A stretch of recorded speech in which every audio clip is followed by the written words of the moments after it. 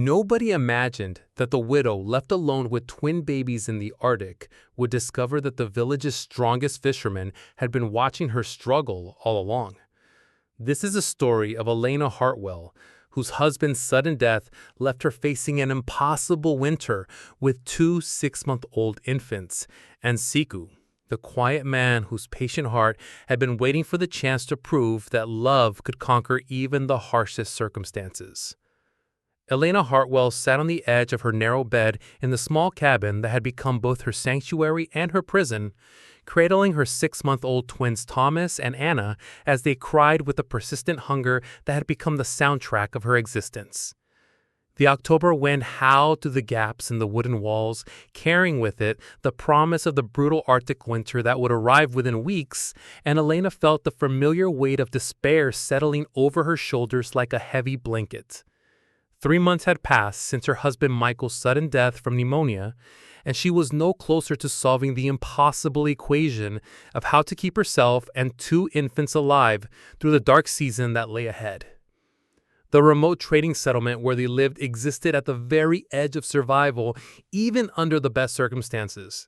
A collection of rough buildings and determined people who had come north seeking fortune in furs and fish, but often found only hardship and isolation. For families with resources and connections, winter was challenging but manageable.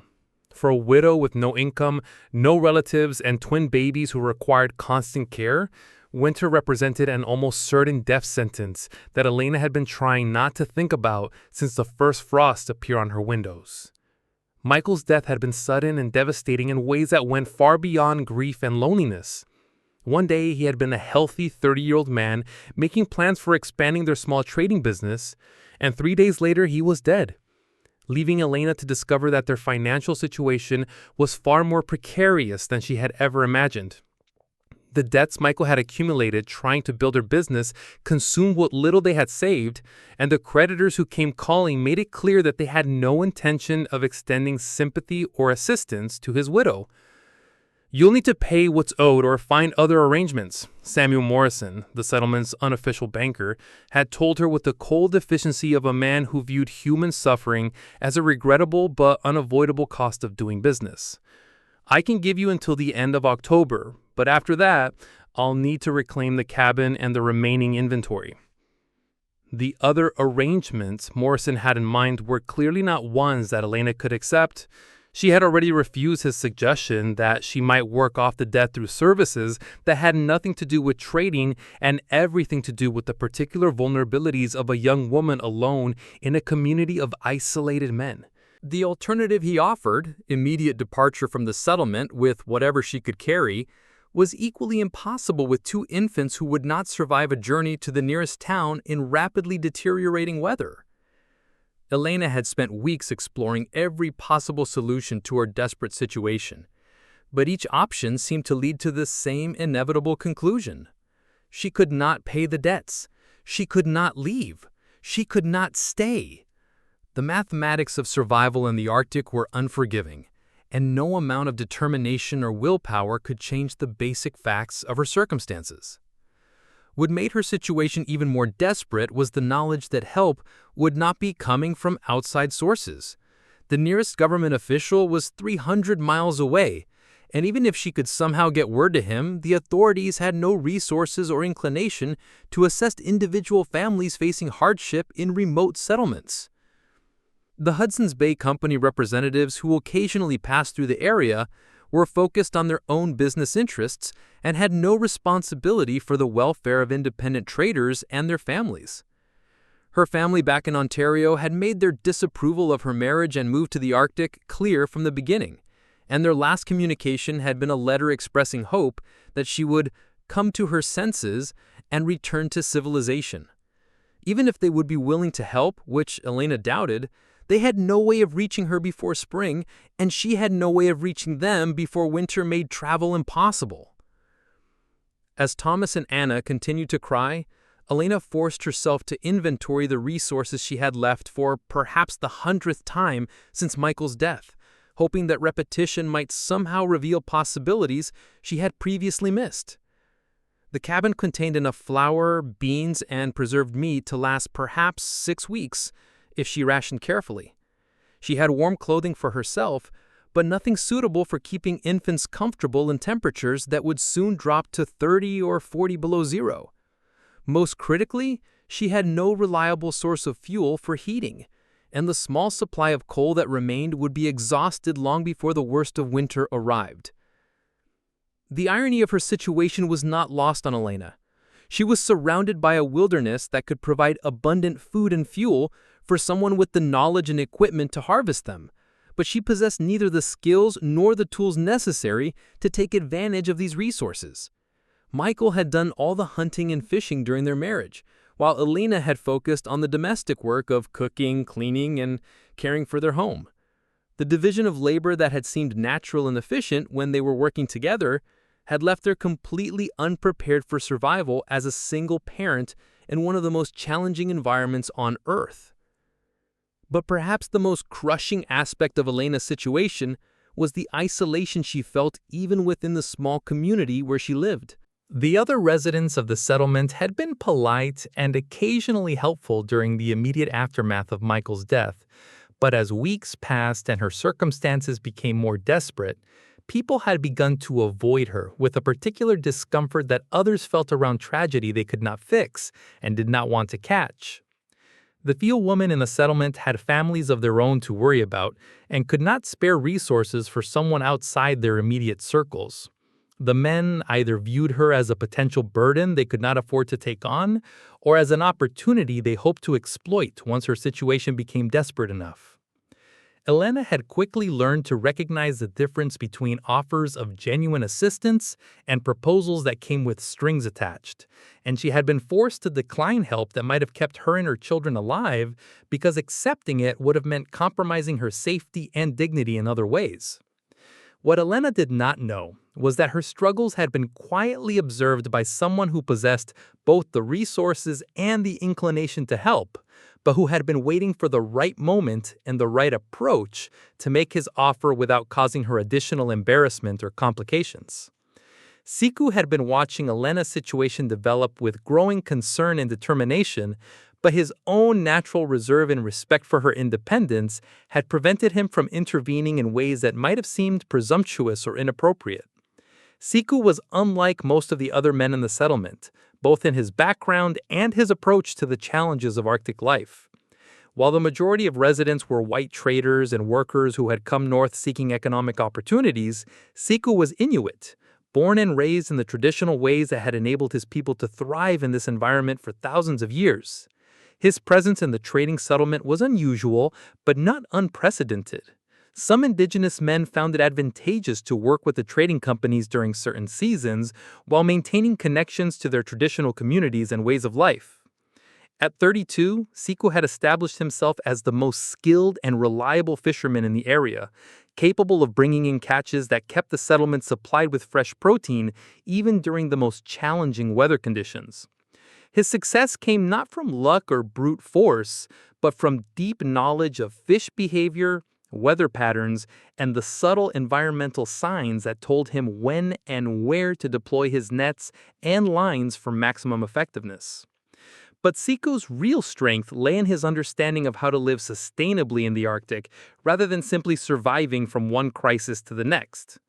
While other residents focused on extracting as much profit as possible from the environment before moving on to easier locations, Siku approached the land and water as partners in a long-term relationship that required respect, patience, and careful stewardship. This philosophy had enabled him to accumulate resources and knowledge that made him largely independent of the boom and bust cycles that characterized life for most people in the settlement. From his perspective as someone who understood both the challenges Elena was facing and the resources that would be necessary to address them, Siku had been quietly preparing for the possibility that she might need assistance, even as he wrestled with questions about how such help could be offered without causing offense or creating obligations that neither of them wanted. His cultural background emphasized community responsibility and mutual aid, but he also understood that Elena came from a different tradition that placed high value on individual independence and might view offers of help as charity or interference. The complexity of the situation was increased by Siku's growing personal feelings for Elena, emotions that he had been careful to keep to himself, but that influenced his desire to see her and her children safe and comfortable. He had admired her quiet strength and dignity during the difficult months of her husband's illness and death, had observed her devotion to her children and her refusal to compromise her principles even when facing desperate circumstances. But he was also aware that any romantic interest he might have would be completely inappropriate given her recent loss and current vulnerability. What Siku did not fully realize was that Elena had noticed his presence and attention more than he thought, and that she had begun to see him as a source of stability and competence in a community where both qualities were often in short supply. During the months when Michael had been increasingly ill and their business had been struggling, Elena had observed how Siku approached challenges with calm confidence and practical problem-solving skills that seemed to make impossible situations manageable. She had also noticed that, unlike many of the other men in the settlement, Siku treated her with consistent respect and courtesy that did not change based on her husband's presence or absence, her apparent wealth or poverty, her usefulness to his own interests, or her inability to provide favors in return. In a community where relationships were often transactional and conditional, Siku's steady character had made an impression that Elena was only beginning to fully appreciate. The crisis that finally brought them together came on a particularly bitter October night, when temperatures dropped unexpectedly and Elena's small supply of fuel ran out while she was trying to keep the cabin warm enough for the twins to sleep safely.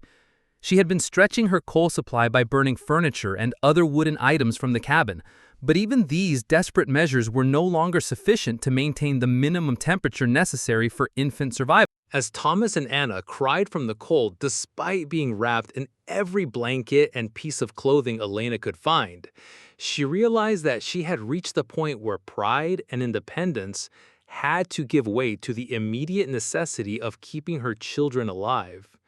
She could no longer postpone asking for help, even though she had no idea how she would repay any assistance or what the long-term consequences might be.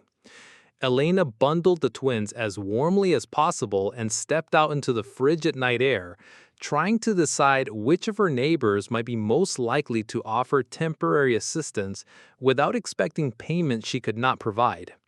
The settlement was largely dark, with most residents having retreated to their own struggles with heating and survival. But she could see light and smoke coming from Siku's cabin, indicating that he was awake and had sufficient fuel to maintain warmth. The decision to approach Siku rather than one of the white families in the settlement was based partly on practical considerations. His cabin was close to hers and clearly warm, but also on instincts about character and reliability that Elena was only beginning to trust. Something about Siku's steady presence and respectful demeanor had convinced her that he would not take advantage of her desperation, even though she could not rationally explain why she felt more comfortable approaching a man she barely knew than families she had been acquainted with for years. Elena's knock on Siku's door was tentative and apologetic, the knock of someone who hated to impose but had run out of alternatives. When he opened the door and saw her standing in the snow with two crying infants, his expression immediately shifted from surprise to concern to determination in a way that told Elena she had made the right choice. "The babies," Elena said, her voice shaking from cold and emotion. "I can't keep them warm enough. I don't know what else to do." Siku's response was immediate and practical. "Come inside," he said, stepping back to make room for her to enter. "Bring them to the fire." The warmth of Siku's cabin was like a physical embrace after the bitter cold outside, and Elena felt tears of relief as the twins gradually stopped crying and began to relax in the comfortable temperature. But even as she experienced the immediate relief of safety, Elena was acutely aware that she had crossed a line that would be difficult to uncross, that she had made herself dependent on someone else's generosity in ways that would require careful navigation. "I can pay you back," Elena said quickly, feeling the need to establish that she was not simply seeking charity. "Once I figure out my situation, I can repay whatever this costs you." Siku looked at her with an expression that was both gentle and firm. "This cost me nothing," he said. I have warmth to share, and babies should not be cold. There is no debt here. The simple statement cut through Elena's anxiety about obligation and transaction in a way that allowed her to focus on the immediate relief of seeing her children comfortable and safe. For the first time in weeks, Thomas and Anna were not crying from cold or hunger, and Elena realized how much the constant stress of their discomfort had been affecting her own ability to think clearly and plan effectively. As the night progressed and it became clear that returning to her own cabin would simply recreate the same dangerous situation, Siku quietly made arrangements for Elena and the twins to stay the night in warmth and safety. He gave up his own bed, arranged sleeping space for himself by the fire, and demonstrated the kind of practical hospitality that solved immediate problems without creating awkwardness or obligation. But perhaps more importantly, Siku began asking questions about Elena's overall situation that showed he understood the bigger picture of her challenges and was thinking about solutions rather than just temporary fixes. Unlike others who had offered help that addressed immediate symptoms while ignoring underlying problems, Siku seemed genuinely interested in understanding what would be required for Elena and her children to achieve sustainable security. "Your husband's debts," Siku said carefully, after Elena had explained her financial situation. "How much is owed, and to whom?" The questions were practical rather than judgmental, focused on gathering information necessary for problem solving rather than satisfying curiosity or establishing blame. Elena found herself describing her circumstances more completely and honestly than she had been able to do with anyone else, partly because Siku's calm attention made such honesty feel safe, and partly because his questions indicated that he might actually have ideas about solutions. "Morrison expects payment by the end of October," Elena concluded. "After that, he'll take the cabin and whatever inventory is left. He's made it clear that he doesn't care what happens to me and the babies after that." Siku's expression darkened as Elena described Morrison's ultimatum and his suggested alternatives. "Morrison is a man who sees opportunity in others' suffering," he said, "but he is not the only source of solutions to your problems." The comment suggested that Siku had been thinking about Elena's situation more carefully than she had realized, and that he might have perspectives on her options that had not occurred to her. Over the course of the long night, as they talked quietly while the twins slept in warmth and comfort, Elena began to understand that Siku possessed both resources and knowledge that could change everything about her prospects for survival. "I have been watching your struggle," Siku admitted, as dawn began to lighten the eastern sky. "I wanted to offer help sooner, but I did not know if such offers would be welcome or appropriate." The acknowledgement that he had been aware of her situation and concerned about it brought Elena a mixture of relief and embarrassment. Relief that someone had been paying attention and might be willing to help. Embarrassment that her desperation had been so obvious to outside observers. "I didn't know who to ask," Elena said honestly. "I didn't know who might be willing to help or what kind of help might be possible." "In my culture," Siku said carefully, "when someone faces challenges that threaten survival, the community has responsibility to provide assistance, not as charity, but as investment in everyone's welfare." The concept was foreign to Elena's experience of the trading settlement, where relationships were generally competitive and individual success was valued over community welfare. But it offered a framework for thinking about help and mutual obligation that felt more sustainable and dignified than the alternatives she had been considering.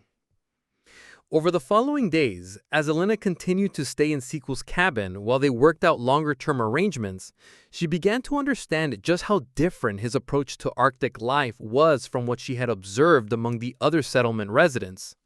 Where others focused on extracting maximum short-term profit before moving on to easier opportunities, Siku had built systems and relationships designed for long-term sustainability and mutual benefit. His fishing operation was not just about catching as many fish as possible, but about understanding seasonal patterns, maintaining equipment, and developing techniques that would continue to produce results year after year. His cabin was not just a temporary shelter, but a carefully designed living space that worked efficiently with Arctic conditions rather than fighting against them. Most importantly, his relationships with both indigenous and non-indigenous community members were based on mutual respect and reciprocity rather than exploitation or competition. "You could stay," Siku said one evening as they watched the twins playing contentedly on the warm floor of his cabin. "The cabin is large enough for all of us, and the work of caring for home and children is easier when shared." The offer was presented matter-of-factly, without pressure or romantic implications that might have made Elena uncomfortable. But she understood that it represented far more than simple continuation of temporary emergency assistance. It was an invitation to fundamentally reorganize her life around principles of cooperation and mutual support rather than individual struggle and independence. "What would people say?" Elena asked, voicing the concern that had been growing in her mind as she recognized her deepening dependence on Siku's generosity. "Some would say that a woman with children needs protection and support, and that a man who can provide such things has responsibility to do so. Others would say that I am taking advantage of your difficult situation for my own benefit. What matters is what we say and what we know to be true about our intentions and our treatment of each other." The response reflected the same practical wisdom that Siku applied to other challenges. Focus on what was real and important rather than what others might think or say. Base decisions on actual consequences rather than abstract principles or social expectations.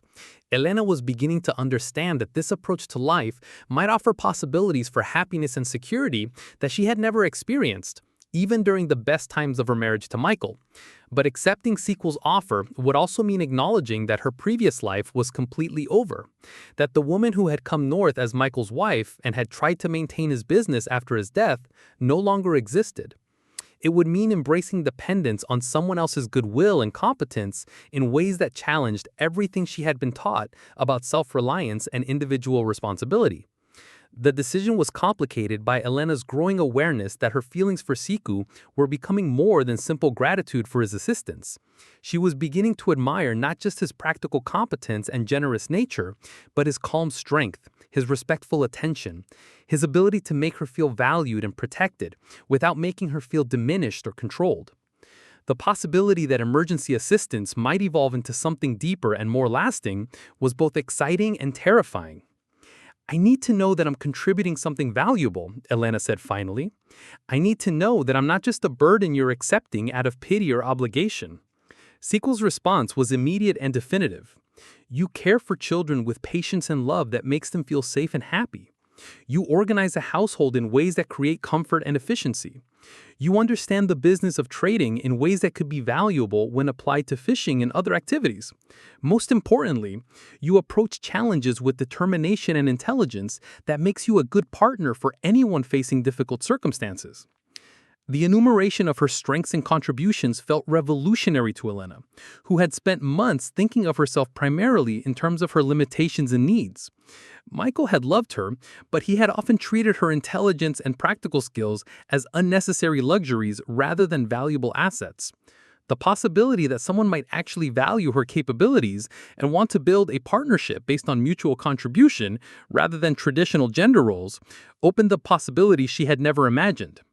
But the most compelling aspect of Siku's offer was the evidence Elena could see all around her of how it might actually work. During her days in his cabin, she had observed how much more efficiently and comfortably household tasks could be accomplished when shared between competent adults who respected each other's contributions. She had seen how much easier childcare became when there were two people available to meet the twins' needs. Most importantly, she had experienced what it felt like to face challenges alongside someone who viewed problems as opportunities for cooperation rather than occasions for establishing dominance or assigning blame. The practical arrangements they worked out reflected Siku's understanding of both Elena's immediate needs and her longer-term concerns about independence and dignity. Rather than simply absorbing her household into his existing routines, they developed new systems that utilize both of their skills and knowledge. Elena's understanding of trade and commerce complemented Siku's knowledge of fishing and traditional crafts, creating opportunities for economic activities that neither could have accomplished alone. Elena's experience caring for the twins during months of crisis had developed her skills in household management and childcare in ways that proved valuable for organizing their expanded domestic arrangements. Siku's knowledge of food preservation, fuel efficiency, and seasonal planning provided the foundation for long-term security that Elena had never been able to achieve on her own. But perhaps most importantly, they developed communication patterns and decision-making processes that ensured Elena maintained voice and agency in determining how their shared life would function. Rather than simply accepting Siku's leadership in all matters, they established clear areas of responsibility for each person while maintaining flexibility to adjust arrangements based on changing circumstances and evolving understanding of what worked best. The transformation in Elena's daily experience was dramatic and immediate. Instead of waking each morning to face impossible challenges with inadequate resources, she found herself part of a functioning household where problems could be solved through cooperation and planning. Instead of constantly worrying about her children's safety and comfort, she could focus on helping them grow and develop in an environment that provided both security and stimulation. But the deeper transformation was in Elena's understanding of what relationships and partnerships could look like when based on mutual respect rather than traditional authority structures. Siku consulted her about decisions that affected their household, valued her opinions about community matters, and supported her efforts to contribute to their economic security through activities that utilize her particular skills and knowledge. The community's reaction to Elena and Siku's arrangement was mixed, reflecting the complicated social dynamics of a settlement where traditional gender roles and cultural differences created multiple sources of tension and misunderstanding. Some residents approved of a practical solution that removed Elena's situation as a source of community concern and moral obligation.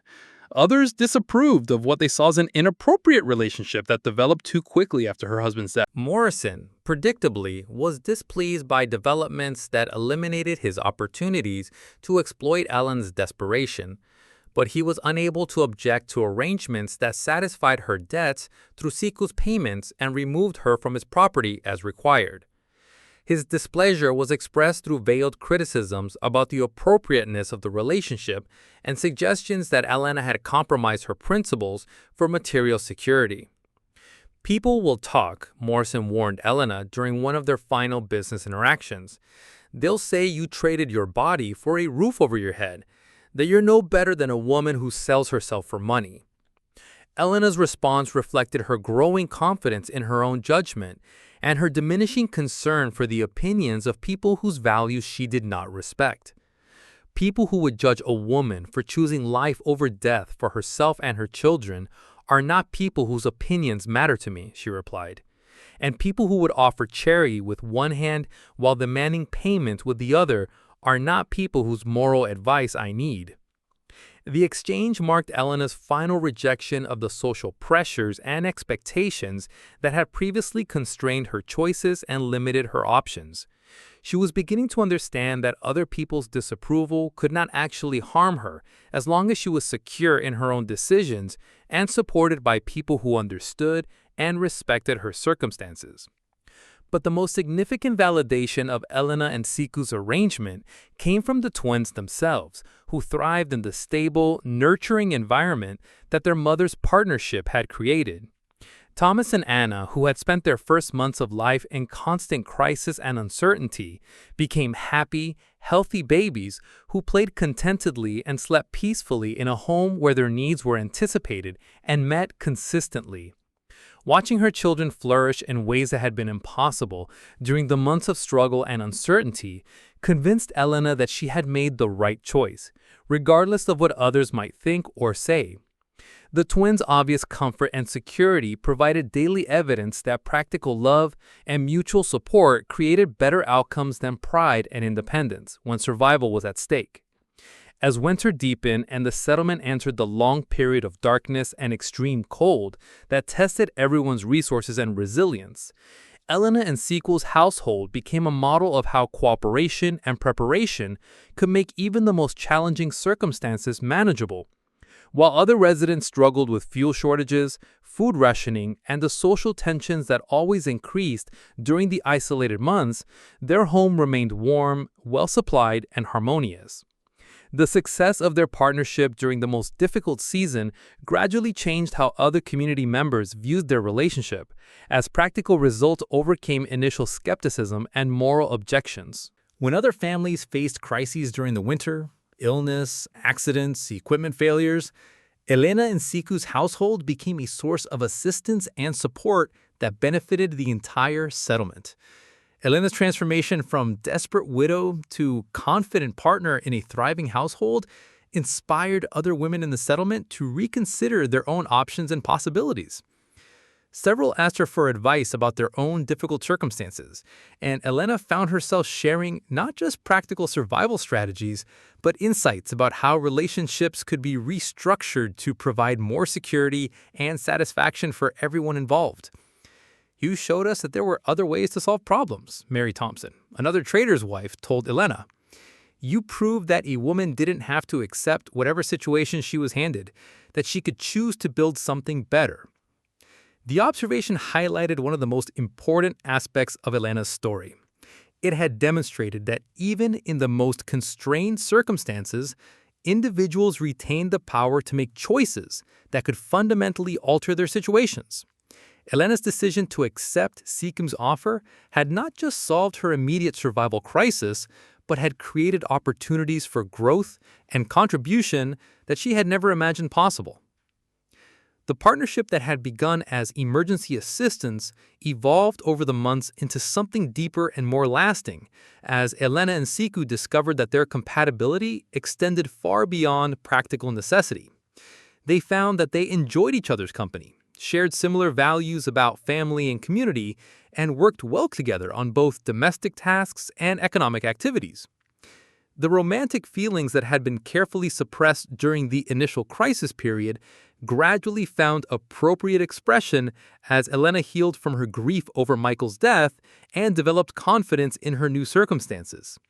But even the evolution of their relationship into marriage maintained the foundation of mutual respect and shared responsibility that had made their partnership successful from the beginning. "I want you to marry me not because you need protection or support," Siku told Elena when he formally proposed, "but because you choose to build a life with me, because you believe we can create something together that will be better than what either of us could accomplish alone."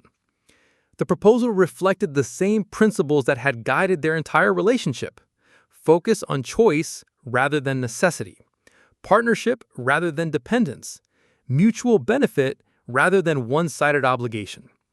Elena's acceptance was based not on gratitude or convenience, but on genuine love and respect for the man who had proven himself to be exactly the kind of partner she had never known existed. Their wedding was celebrated by the entire settlement, which had come to appreciate not just the practical success of their household, but the example they provided of how different cultural traditions could be combined successfully. Siku's Inuit relatives traveled considerable distances to participate in ceremonies that honored both indigenous and European customs, creating a celebration that reflected the multicultural reality of Arctic communities. The years that followed brought challenges and rewards that tested and strengthened Elena and Siku's partnership in ways that proved its fundamental soundness. They faced economic difficulties, health crises, community conflicts, and the normal stresses of raising children in a harsh environment. But they approached each challenge with the same cooperative spirit and practical problem-solving that had brought them together. Their children grew up bilingual and bicultural, equally comfortable with traditional Inuit practices and European customs, equally capable of surviving in the wilderness and negotiating with government officials. The twins' success became a source of pride for the entire community and evidence that cultural integration could produce stronger, more capable individuals. Elena's own development continued throughout these years as she learned traditional skills from Siku's relatives while contributing her own knowledge to improve their economic activities and community relationships. She became fluent in Inuktitut, skilled in traditional crafts, and knowledgeable about hunting and fishing techniques that enabled her to contribute directly to their household's survival and prosperity. But perhaps most importantly, Elena learned to see herself as someone whose contributions and capabilities were valuable, whose opinions and decisions mattered, whose life had meaning and purpose beyond simply serving others' needs. The desperate widow who had knocked on Siku's door with 2 crying babies had evolved into a confident woman who played important roles in her family and community. The trading settlement where Elena and Siku built their life eventually evolved into a more permanent community as improved transportation and communication reduced its isolation. Elena's experience and bicultural perspective made her valuable as an interpreter and mediator between indigenous communities and government officials, while Siku's fishing expertise became the foundation for commercial operations that provided employment for other families. Their success attracted other young families seeking opportunities in the North, and Elena found herself serving as an informal advisor to women facing their own challenges in adapting to Arctic life. Her story had become part of the community's oral tradition, passed down as an example of how determination and cooperation could overcome even the most desperate circumstances. "You proved that love could be practical," one young woman told Elena years later. "You showed that a good partnership could solve problems that seemed impossible when you faced them alone." The observation captured something essential about Elena and Siku's relationship and its broader significance. They had demonstrated that romantic love and practical cooperation were not incompatible, that relationships based on mutual respect and shared responsibility could provide both emotional satisfaction and economic security. Their household had become a model for how different cultural traditions could be combined successfully, how individual strengths could be enhanced through partnership, how apparent limitations could be transformed into opportunities for growth and contribution. Most importantly, they had proven that even the most desperate circumstances contained possibilities for transformation if people were willing to approach challenges with creativity, courage, and commitment to each other's welfare. As Elena reached her 40s and watched her children begin to establish their own families and careers, she often reflected on the winter night when she had knocked on Siku's door with 2 crying babies and no idea how she would survive until spring. The woman who had felt so helpless and frightened seemed like a different person from the confident community leader she had become. But Elena understood that the transformation had been possible only because of the foundation of strength and determination that had enabled her to ask for help when she needed it most. The twins, who had been the source of her greatest vulnerability during that desperate winter, had grown into accomplished adults who served their community with the same spirit of cooperation and mutual support that had shaped their upbringing. Thomas became a skilled hunting guide who worked with both indigenous and non-indigenous clients, while Anna became a teacher who specialized in helping children from different cultural backgrounds succeed in formal education while maintaining connections to their traditional heritage.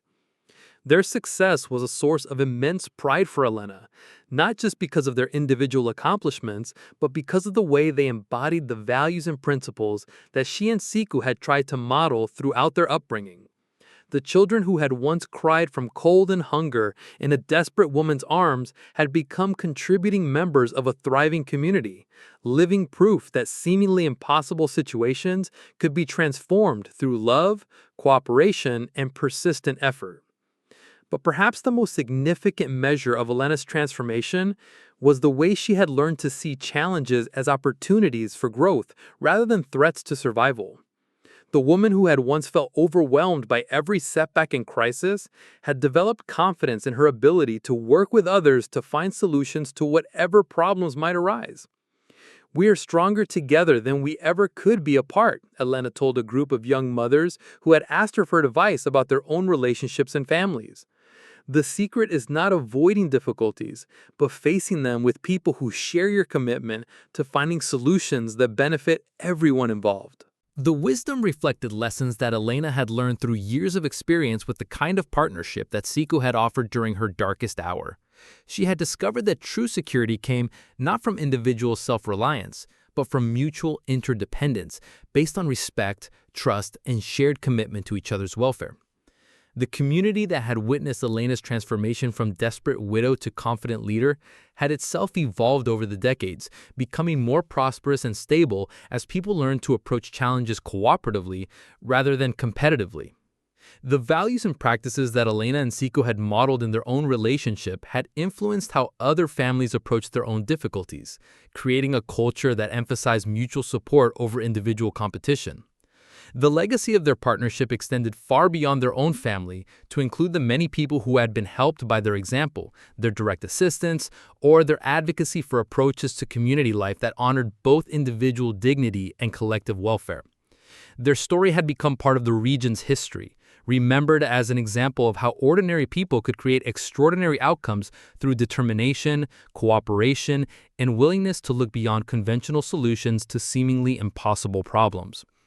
As Elena entered her later years, still healthy and active in her 70s, she often wondered what her life might have been like if she had made different choices during that desperate winter when survival seemed impossible. Would she have found some other way to keep herself and her children alive?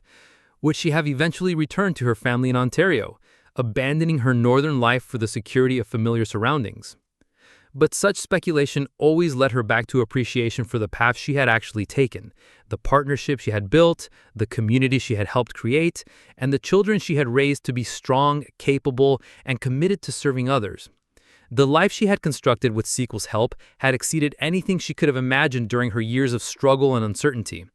The winter evening when a desperate mother had carried 2 crying babies through the snow to knock on a stranger's door had marked not the end of one life, but the beginning of another, a life characterized by security, purpose, love, and the deep satisfaction that came from building something lasting and valuable through cooperation with someone whose commitment matched her own. Nobody had imagined that the widow left alone with twin babies in the Arctic would discover that the village's strongest fisherman had been watching her struggle all along, waiting for the right moment to offer the kind of help that would not diminish her dignity, but would restore her hope. Elena Hartwell had learned that salvation could come from the quietest hearts, that strength could be shared without being diminished, and that love could grow from partnership based on mutual respect rather than desperate need. Siku had proven that watching someone struggle was not the same as ignoring it, that patience could be its own form of caring, and that the most powerful rescues were those that restored people's ability to rescue themselves. Together, they had created a family and a life that honored both their individual strengths and their shared commitment to building something better than either could have achieved alone. Their story became a testament to the transformative power of love that was both practical and profound, both immediate and lasting, both personal and community-minded. The twins, who had once cried from cold and hunger, grew up secure in the knowledge that they belonged to a family and a community that would always work together to ensure that no one faced impossible challenges alone. The desperate winter night that had threatened to end everything had instead become the beginning of a love story that would inspire generations, proving that sometimes the most unexpected salvation comes from hearts that have been patiently waiting for the chance to share their strength with those who need it most.